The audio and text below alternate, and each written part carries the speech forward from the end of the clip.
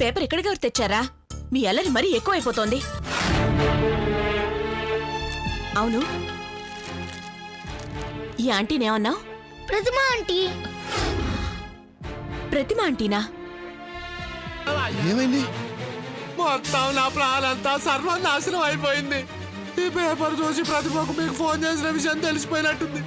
నా కూతురు తీసుకొని ఎక్కడికి వెళ్ళిపోయిందిరా బాబా బాబా బాబా బాబా బాబా బాబా.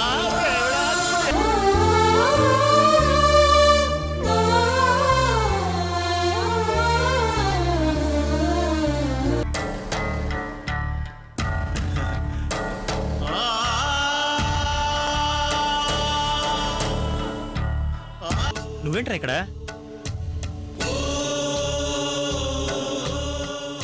పేపర్లో నెంబర్ చూసి ప్రతిమ భర్త రాంబాబు ఫోన్ చేస్తే ఇక్కడికి వచ్చాను.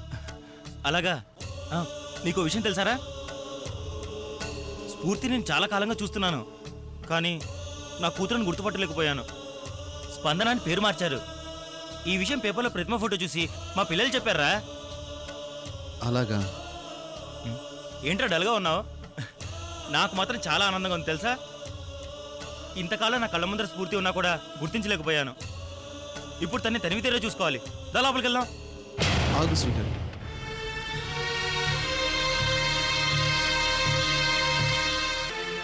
లోపల ప్రతిమ స్ఫూర్తి లేరు. బయటిగానే వెళ్ళారా? లేదు, మనకెవ్వరికీ కనిపించకూడదని స్ఫూర్తిని తీసుకుని ఎక్కడికో వెళ్ళిపోయింది.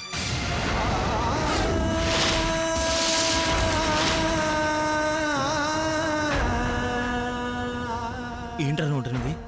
నేను చెప్పేది నిజం రా, టెన్షన్ పడకుండా విను. నేను రాజమండ్రి రాంబాబుని. చెప్పండి, ప్రతిమ స్ఫూర్తి ఎక్కడున్నారు? మొత్తం నా ప్రాణంతా సర్వనాశనం అయిపోయింది. ఈ పేపర్ చూసి ప్రతిభకు మీకు ఫోన్ చేసిన విషయం తెలిసిపోయినట్టుంది. నా కూతురు తీసుకొని ఎక్కడికి వెళ్ళిపోయిందిరా బాబా బాబా బాబా. అదిరా జరిగింది.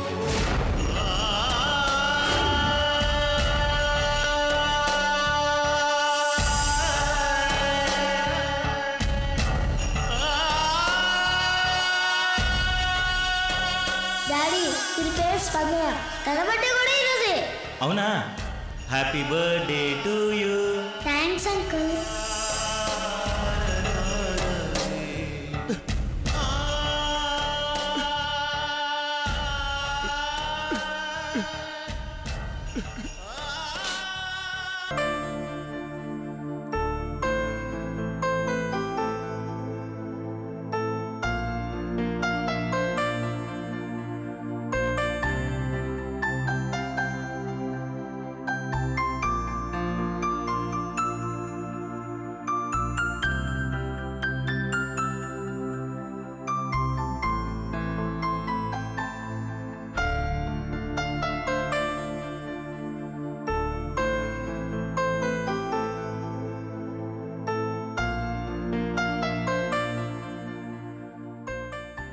యాండి, మీరు పేపర్లో ప్రతిమ ఫోటో చూసి ఎందుకండి కంగారుగా బయటికి వెళ్ళిపోయారు?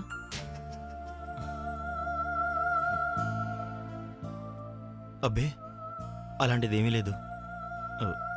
నేను వేరే పని నుండి బయటికి వెళ్ళాను. నాకు పిల్లలంతా చెప్పారండి, మీరు మొదటి నుండి ప్రతిమ విషయం వచ్చినప్పుడల్లా చాలా టెన్షన్ పడుతున్నారు. కానీ నాకు మాత్రం ఆఫీస్ ప్రాబ్లమ్స్ వల్ల టెన్షన్గా ఉంటున్నానని అబద్ధం చెప్తున్నారు.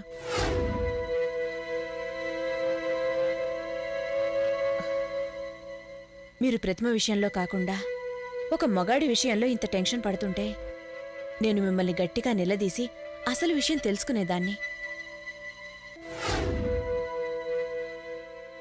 కానీ ప్రతిమ ఆడది గనక నేను ఏం మాట్లాడినా మిమ్మల్ని అనుమానించినట్టు అవుతుందని కామ్గా ఉంటున్నాను.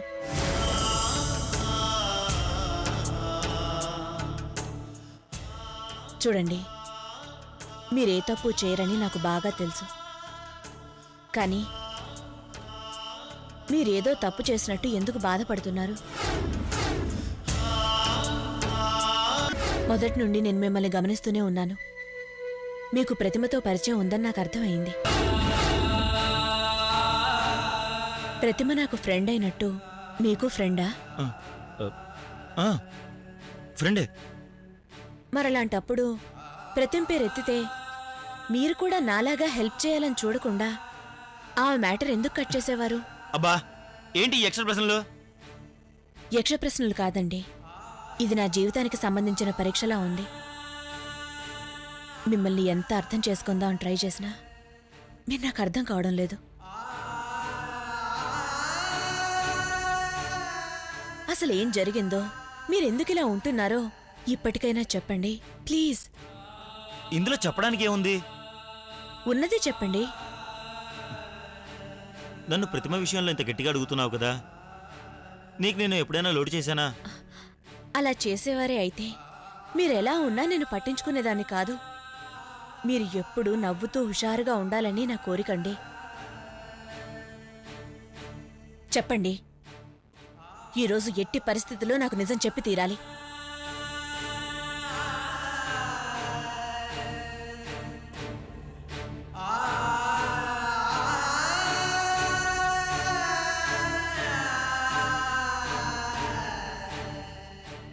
ప్రతిమ నాకు తెలుసు.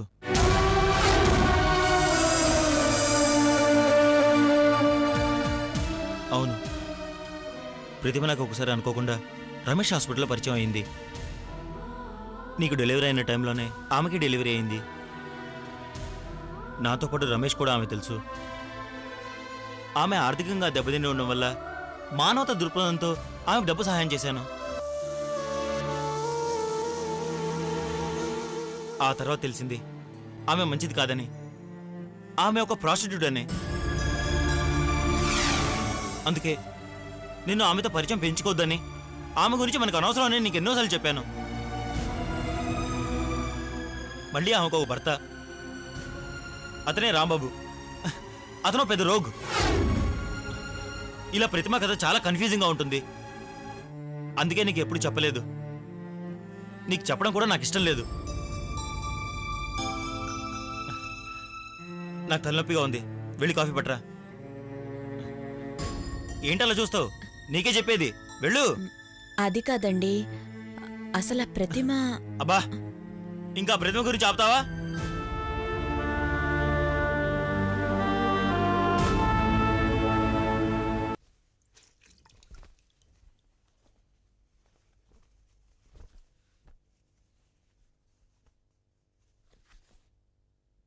బట్టలు నువ్వారేస్తున్నావేంటమ్మా? పనమ్మాయి రాలేదత్తయ్యా. రేపొచ్చినప్పుడు ఉతుకుతుందిగా. రేపు కూడా రానని చెప్పింది. అయినా ఈ పనులన్నీ నాకు కష్టమేం అనిపించదు. చిన్నప్పటినుంచి అలవాటేగా. ఏమిటో, నీకేది కష్టం అనిపించదు, ఏది బాధ అనిపించదు. నీలాంటి దాన్ని నేనెక్కడా చూడలేదమ్మా. అవును, ఇది రేవతి చీర కదూ? అవునత్తయ్యా. దాని బట్టలు కూడా నువ్వే ఉతుకుతున్నావా? ఇది మరీ విడ్డూరంగా ఉందమ్మా. ఆ పిచ్చిదాని బట్టలు నువ్వు ఉతకడమేమిటమ్మా అసహ్యంగా?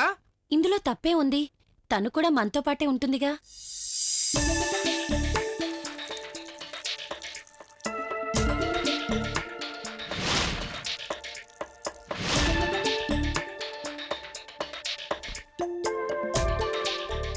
పదే పదే నీకు చెప్పడం ఎందుకని నేను చెప్పడం లేదమ్మా. రేవతి విషయంలో నువ్వు చాలా తప్పు చేస్తున్నావు.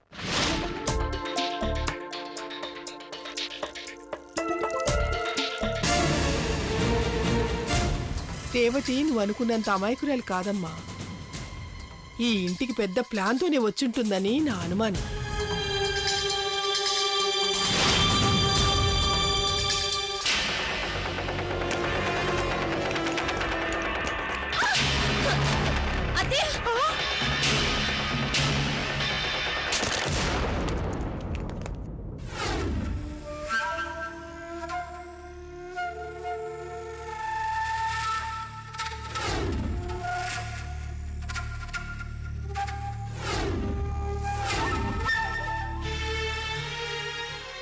పూలకుండి ఎలా పడి ఉంటుంది? గాలికేవైనా. గాలికి పూలకుండి ఎలా పడుతుందమ్మా? కావాలని ఎవరూ తొయ్యలేదు కదా. అలా ఎందుకు చేస్తారత్తయ్యా?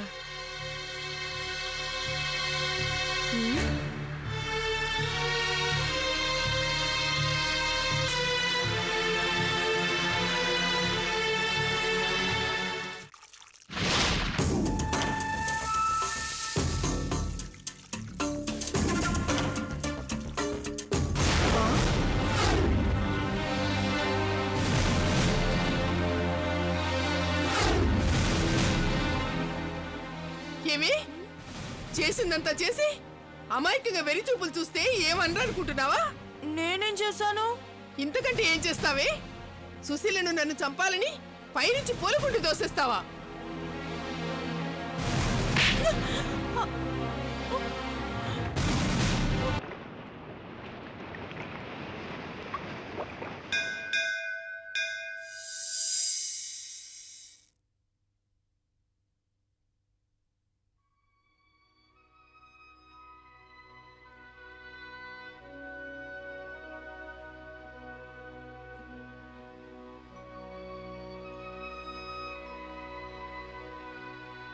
కొత్త ఊరు, కొత్త ప్రదేశం.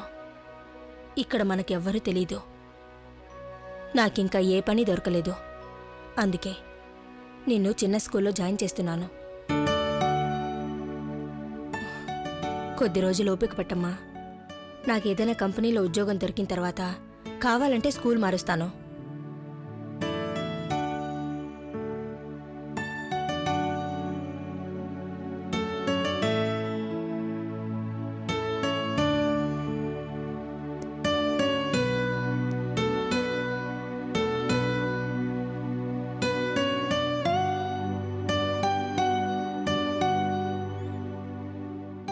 పాలు తెస్తానుండు.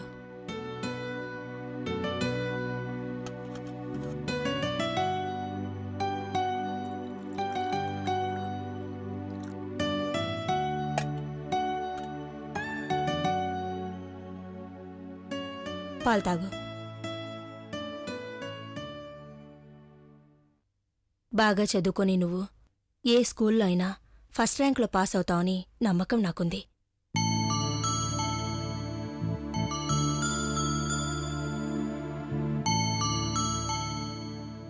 స్కూల్లో అందరి పిల్లల కంటే టీచర్ దగ్గర నువ్వు మంచి పేరు తెచ్చుకోవాలి.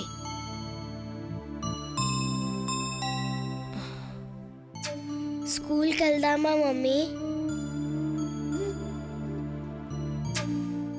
ఎందుకలా డల్గా ఉన్నావు? ఏం లేదు మమ్మీ. లేదు, ఏదో ఉంది, చెప్పరా. అది అది అస్తమానం జస్వంత్ వినీలు గుర్తుకొస్తున్నారు మమ్మీ. మళ్ళీ నాకంత మంచి ఫ్రెండ్స్ దొరకరు కదా. శ్రీకర్ అంకుల్ కూడా చాలా మంచివారు. చూడు స్పందన, మనం హైదరాబాద్ వదిలి వైజాగ్ ఎందుకొచ్చామో తెలుసా? అక్కడున్న మనుషుల్ని మర్చిపోవడానికి. ఇక మనం ఆ ఊరిని, అక్కడున్న మనుషుల్ని పూర్తిగా మర్చిపోవాలి. ఇప్పుడు మనం ఎక్కడి నుండి వచ్చామో, మన పాత పేర్లేంటో ఎవరికీ చెప్పకు. ఈ రోజు నుండి మనం కొత్త జీవితం మొదలు పెడుతున్నాం.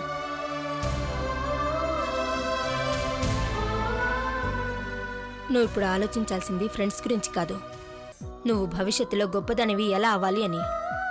అందుకే నీ దృష్టి అంతా చదువు మీదే ఉండాలి. నేను చెప్పింది అర్థమైందా? సరే, స్కూల్ వరకు నేను వస్తాను.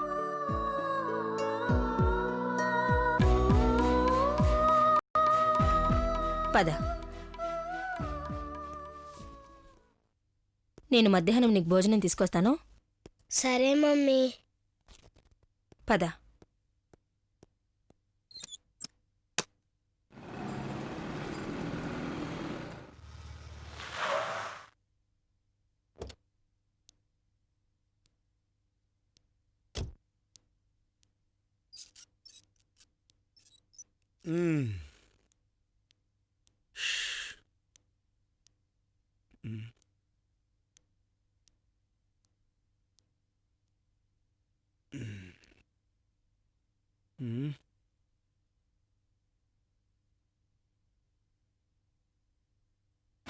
మీకు పెళ్ళైందా? పెళ్ళవకుండా ఉంటే ఎంత బాగుండేది. జలజకి ధైర్యంగా సమాధానం చెప్పేవాడిని. ఇప్పుడైనా ఏమైందిలే, ఏదో ఒకటి ప్లాన్ చేయాలి.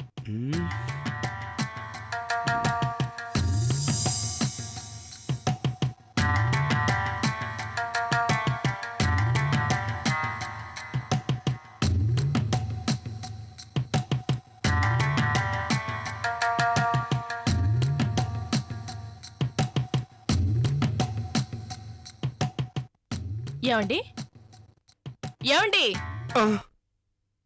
ఏంటండి దీర్ఘంగా ఆలోచిస్తున్నారు? ఏం లేదమ్మా, నీ గురించే. నా గురించా? అవును, పాపం ఇన్ని రోజులు నాతో ఎన్నో కష్టాలు పడ్డావు కదా అని. ఏం చేస్తావ్? నా తలరాత అలా ఏడ్చింది. నువ్వు కావాలంటే దాన్ని మార్చుకోవచ్చు. అర్థం కాలేదా? మనది ఇండియా గనక నేనెంత వేధించినా ఇన్ని సంవత్సరాలు నువ్వు నాతో కాపురం చేసావు. అదే అమెరికా అయితే ఎప్పుడో విడిపోయేవాళ్ళు కదా. ఇండియా కూడా ఇప్పుడు అలాగే తయారైందిలేండి. ఇష్టం లేకపోతే ఇక్కడ కూడా విడాకులు తీసుకుంటున్నారు కదా. అవును, భలే కరెక్ట్గా చెప్పావు. ఇష్టం లేని మొగుడు పెళ్ళాలు అమెరికాలో అయినా, ఆస్ట్రేలియాలో అయినా, ఆఖరికి ఇండియాలో అయినా అస్సలు కలిసి ఉండకూడదు. డైవర్సే కరెక్ట్. కరెక్టా? అవును, ఇప్పుడు ఈ విడాకుల గురించి ఎందుకు మాట్లాడుతున్నారు? నీ గురించే ఉమ్మా. ఇప్పుడు నేను చెప్పబోయేది వింటే నువ్వు చాలా సంతోషంగా ఎగిరి గంతులేస్తావు. ఇన్ని రోజులు నాకు ఈ మాట ఎందుకు చెప్పలేదని నన్ను తిడతావు. సోదాపి అసలు విషయం చెప్పండి. అది నువ్వు నాకు హ్యాపీగా విడాకులు ఇచ్చాయి.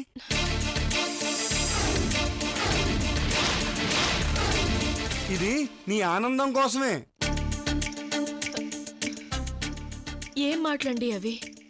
మీరు ఎంత ఎదవైనా, ఎంత అందహీనంగా ఉన్నా, నన్నెంత బాధ పెట్టినా నేను మిమ్మల్ని వద్దనుకుని విడాకులు ఇచ్చేంత దుర్మార్గురాల్ని కాదండి.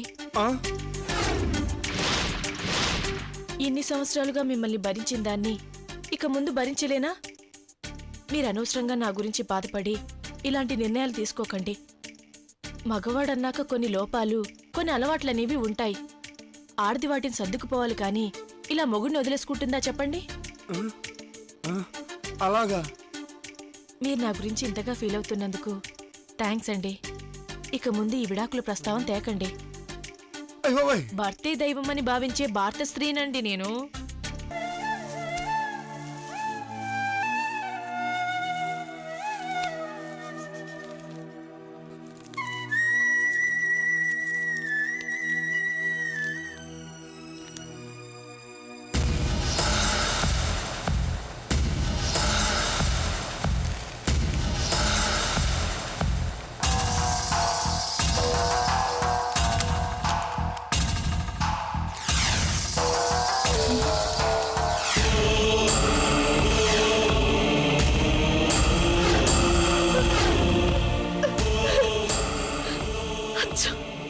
అచ్చమా ప్రతిభలాగుంది.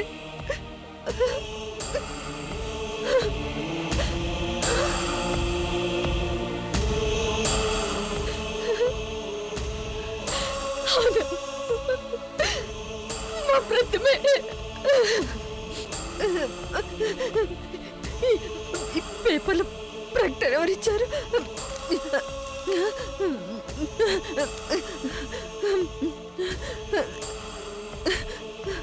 తొమ్మిది 4 ఈ ఫోన్ నెంబర్కి ఫోన్ చేయాలి. ప్రతిభ ప్రతిభ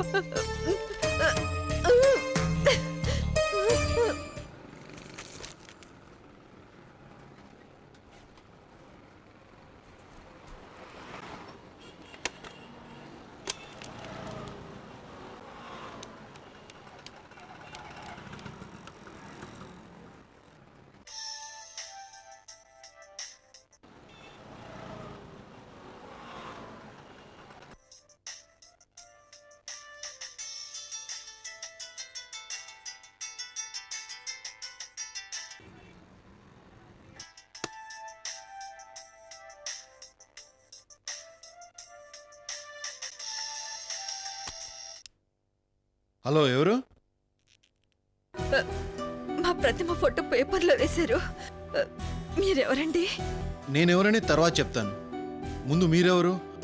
మీకు ప్రతిమ ఎక్కడైనా కనిపించిందా? చనిపోయిన ప్రతిమ ఎలా కనిపిస్తుందండి? మీరు? నా పేరు శ్యామల, ప్రతిమ తల్లిని. చనిపోయిన నా కూతురు ఫోటో పేపర్లో వేసి ఆచూకీ చెప్పమన్నారు. నాకు అర్థం కావట్లేదు. దయచేసి వివరంగా చెప్పండి. మీరా శ్యామల్ గారు? మీకు గుడ్ న్యూస్. ప్రతిమ గారు చనిపోలేదు. ప్రతిమ స్ఫూర్తి బ్రతికే ఉన్నారు.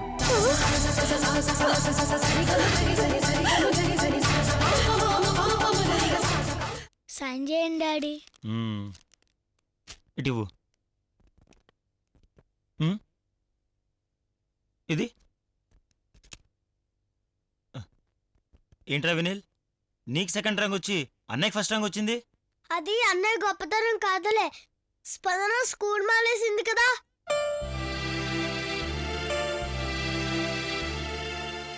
ఏంటలా కోపంగా చూస్తావు? నేను చెప్పింది కరెక్టే మమ్మీ. అన్నయ్య సంగతి సరేరా, మరి నీకు సెకండ్ ర్యాంక్ ఎందుకు వచ్చింది? అది అది ఆ,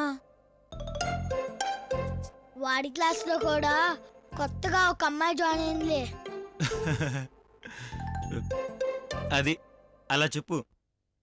ముందు ముందు ఆడపిల్లలది రాజ్యం. అబ్బా చాలే ఆపండి. జశ్వంత్కు స్పందన మానేయడం వల్ల ఫస్ట్ ర్యాంక్ ఏం రాలేదు. వీడి మధ్యం చాలా బాగా చదువుతున్నాడు. స్పందన ఉన్నా కూడా వీడికే ఫస్ట్ ర్యాంక్ వచ్చేది. స్ఫూర్తి ఉంటే ఎప్పటికీ తనదే ఫస్ట్ ర్యాంక్. వేరే వాళ్ళకి ఫస్ట్ వచ్చే ఛాన్సే ఇవ్వదు. అయినా మీకిదేం బుద్ధండి?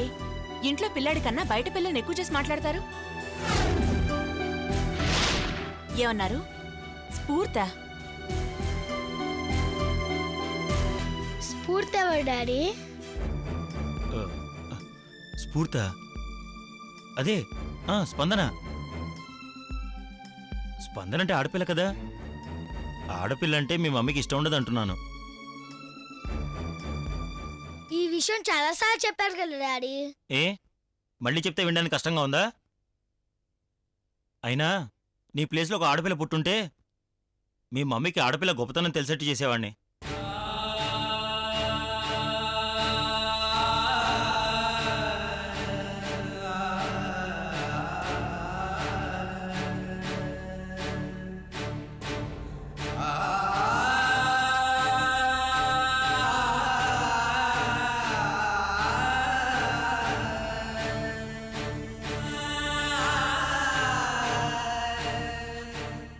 మీరేం మాట్లాడుతున్నారో మీకు అర్థమవుతోందా? కళ్ళ ముందున్న కొడుకుని పట్టుకుని నీ స్థానంలో కూతురుంటే బాగుండేది అంటున్నారు. వాడి మనసు ఎంత బాధపడుంటుందో ఆలోచించారా? పాపం డాడీ అన్నయ్య. మీరు నన్ను అనవసరంగా రెచ్చగొట్టకండి. ఆ కోపంలో ఏదో ఒకటి అంటాను, ఆ తర్వాత అందరూ బాధపడాలి. చచ్చా, మిమ్మల్ని ఎవరూ రచ్చుకోవట్లేదు డాడీ. నువ్వు మధ్యలో మాట్లాడకురా.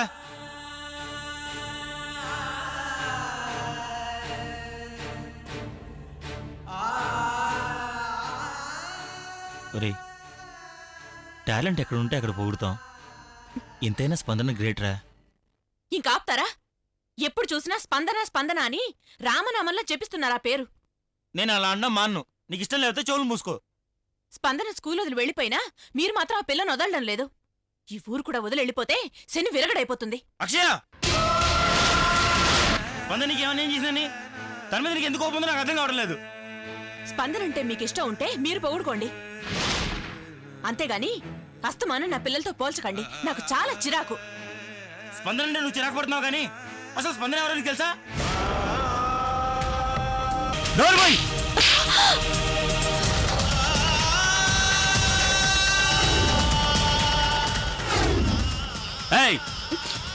ఇంకెప్పుడైనా స్పందన మాట అన్నావంటే చంపేస్తాను.